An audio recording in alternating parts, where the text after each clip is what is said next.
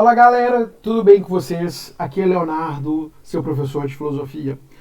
Na aula de hoje, nessa videoaula de hoje, nós vamos conhecer um pouquinho sobre o materialismo histórico dialético.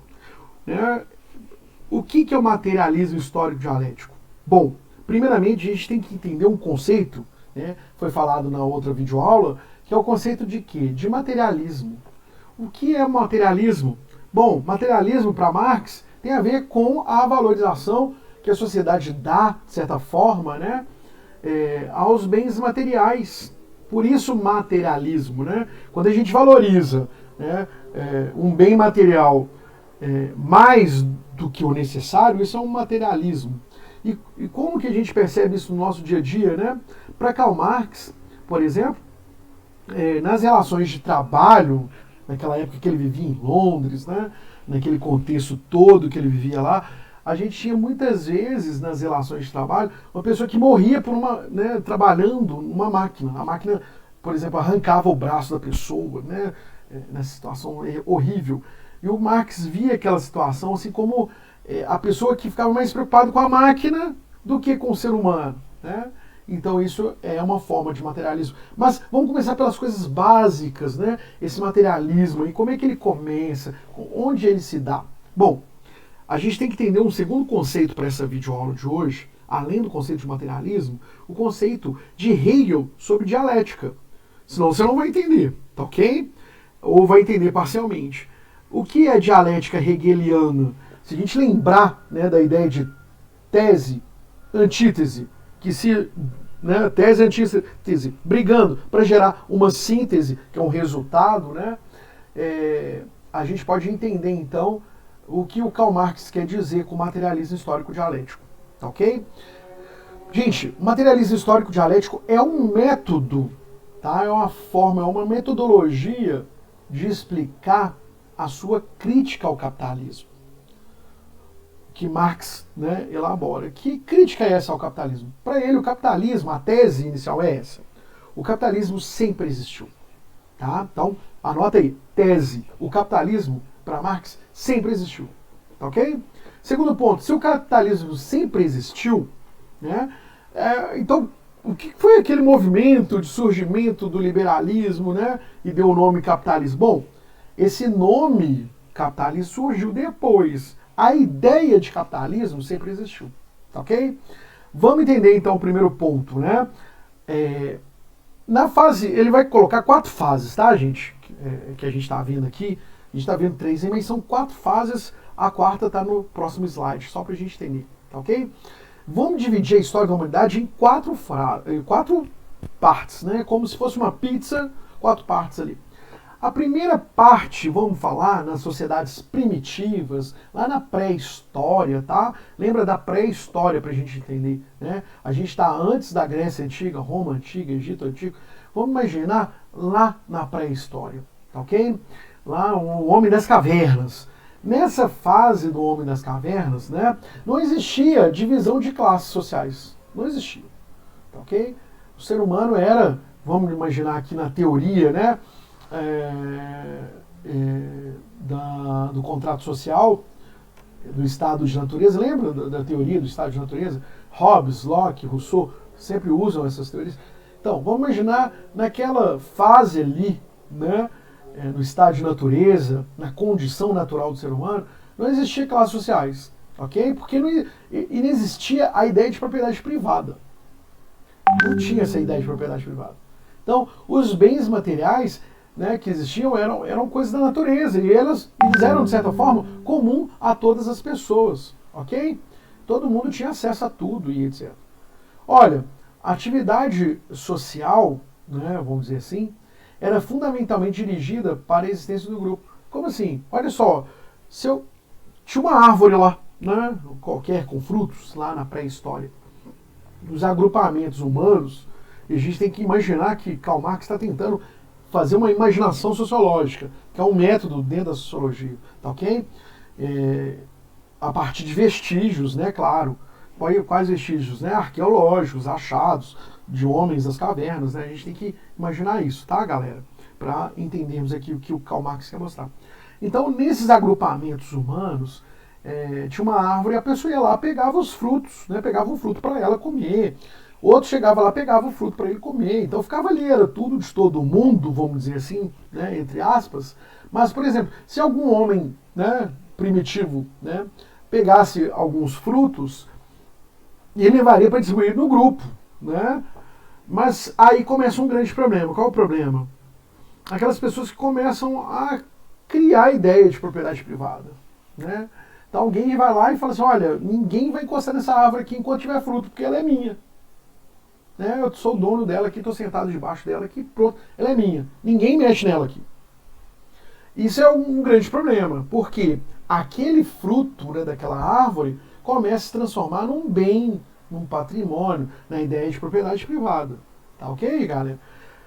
As brigas começam por propriedade, elas começam por aí, né, com coisas da natureza. Por exemplo, né, quem morava perto de um determinado rio ia para lá, ficava ali.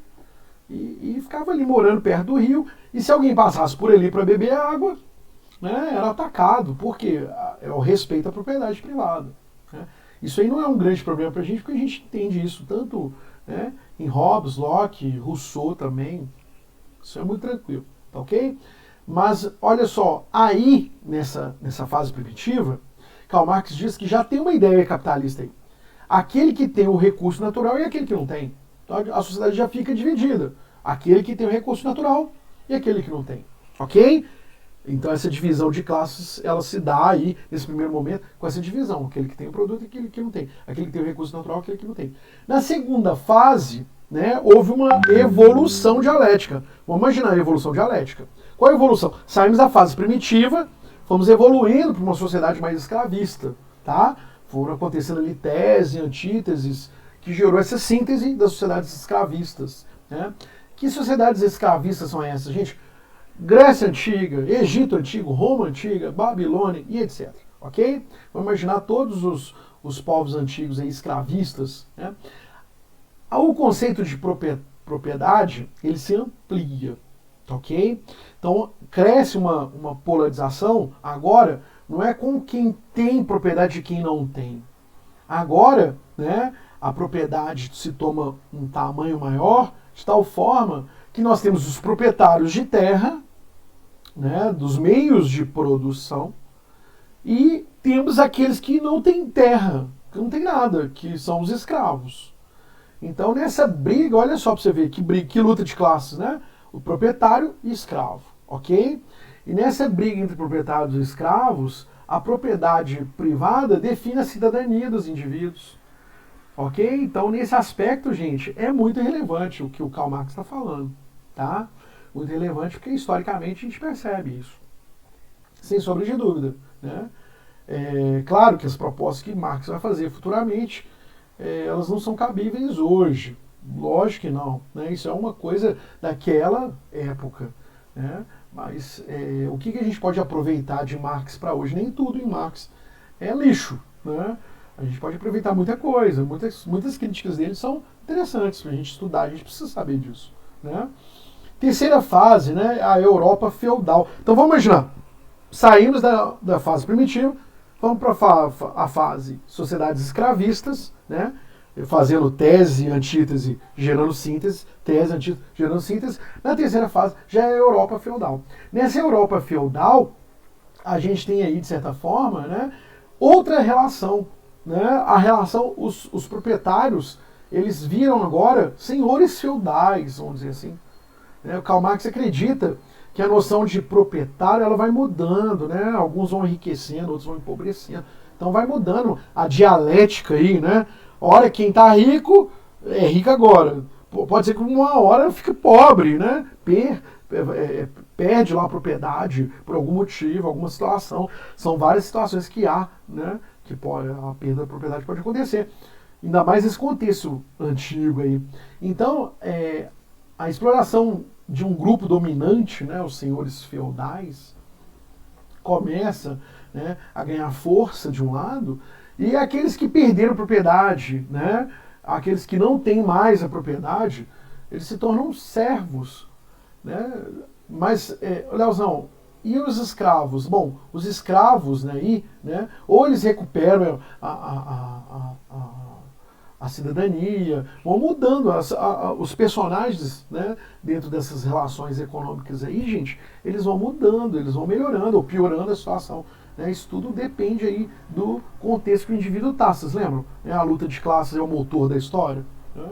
Então, dentro agora da Europa feudal, vamos imaginar a Idade Média, né, e o início da Idade Moderna, a gente tem aí os senhores feudais e os servos, né, as figuras. E a condição que este, embora livre, o servo tem, estava submetida, né, de certa forma, estava submetido ao senhor feudal pelas relações serviço de produção. Então a terra é dele, você pode morar aqui, viu? Servo, mora aqui, tranquilo, mas eu vim aqui todo mês recolher aí, ok? Uma parte da produção e etc. E por último, gente, vamos ver por último. A Terra, né, a gente evolui de certa maneira até chegarmos aí à quarta fase, que é essa fase do período contemporâneo, ok? E o que é o período contemporâneo, né? A Idade Moderna para Marx, né? Que naquela época ele chamava de contemporâneo, a Idade Moderna e a fase que ele estava ali vivendo, ok? O que acontece nesse período contemporâneo na visão de Marx, né? As relações capitalistas de produção começam a tomar conta. Né? Alguns personagens sociais eles caem, né? A burguesia, por exemplo, toma, né, o trono, vamos dizer assim. Né? A gente cai, o regime antigo, o antigo regime monárquico, ele cai por terra. Agora a gente tem um novo regime, né, onde a burguesia está mais participante. E aí acontece uma coisa muito interessante que é o que, galera? Essa briga burguesia e proletariado.